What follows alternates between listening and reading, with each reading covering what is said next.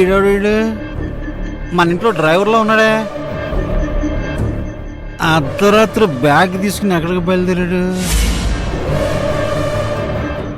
కొంప తీసి నీడు పెళ్ళం గెంటేసిందా ఏంటి? ఇదిగో బాబు ఇటు రామా. ఇదిగో డ్రైవర్ బాబు ఇటు రామా, ఇటురా ఒకసారి, ఇటు రామా, ఇటురా దా.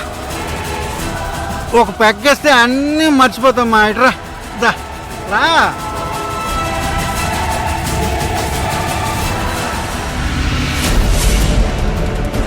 భువన్ గారు, రాత్రి ఒక బ్యాగ్ని డ్రైవర్ తీసుకెళ్తుండగా నేను చూశాను. కానీ వాడు ఎక్కడికి వెళ్ళాడో నాకు తెలియదు.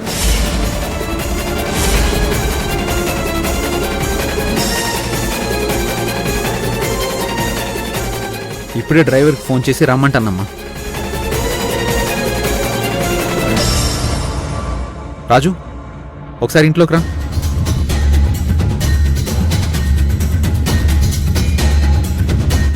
అమ్మా, ప్రతిసారి వాళ్ళు నిందలు వేయడం, మా వాళ్ళు కాదు అని నిరూపించుకోవడం, అదే సరిపోతుంది. ఇది కరెక్ట్ కాదమ్మా. అంకిత, ఆవేశపడుకో. కాసేపట్లో ఎవరేంటో తెలిసిపోతుంది కదా.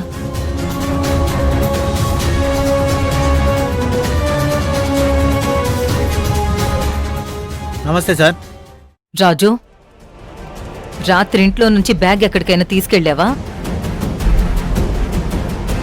తీసుకెళ్ళాను మేడం.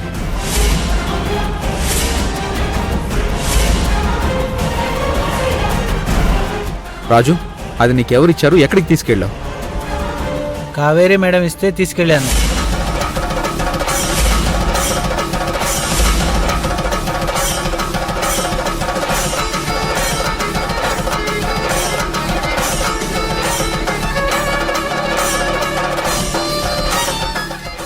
దాన్ని మేడం వాళ్ళ అమ్మ వాళ్ళ ఇంట్లో ఇవ్వమన్నారు, ఇచ్చొచ్చాను సార్.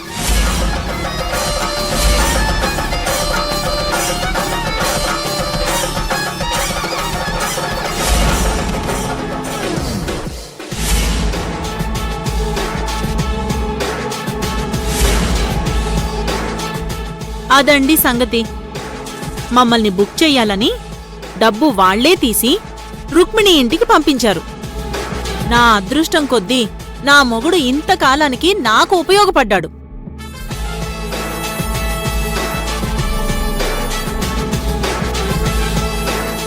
లేకపోతే నా బిడ్డ నేను దొంగల్లా నిలబడేవాళ్ళం.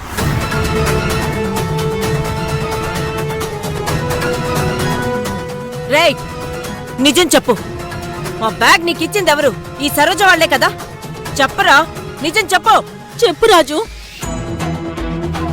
అలా చెప్తే వీళ్ళు నీకు డబ్బులిస్తారు. మేం పేదవాళ్ళం కదా, మేము నీకేమీ ఇచ్చుకోలేం. ఇప్పుడు చెప్పమ్మా, ఈ కాకి కావేరి వదిన మా వాళ్ళని ఇంట్లో నుంచి బయటికి పంపించడానికి చూస్తున్నారు అంటే ఎవ్వరూ నమ్మలేదు కదా?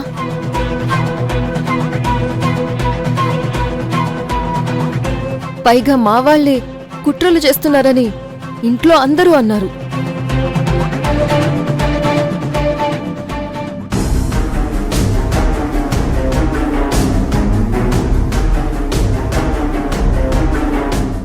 రాజు,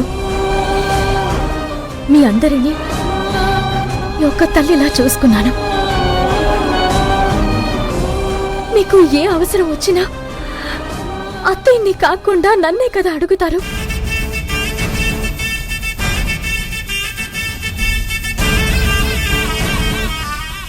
అలాంటి నాకే ద్రోహం చేస్తావా అన్నా? చెప్పరా, నిజం చెప్పు. బ్యాగ్ నీకెవరిచ్చారు? అన్నయ్య, అన్యాయంగా అతన్ని ఎందుకు కొడతావు? వదిన చెప్పిన పని అతను చేశాడు. ఇందులో తన తప్పేం లేదు. అంకిత, నువ్వు మీ వదిన్ని అనుమానిస్తున్నావా? అసలు నువ్వు ఇంటికి రావడానికి కారణమే తను కదా. మన అమ్మ బాధ పోగొట్టాలని తను ఎంతో కష్టపడి నీ ఆచూకీ కనుక్కుంది.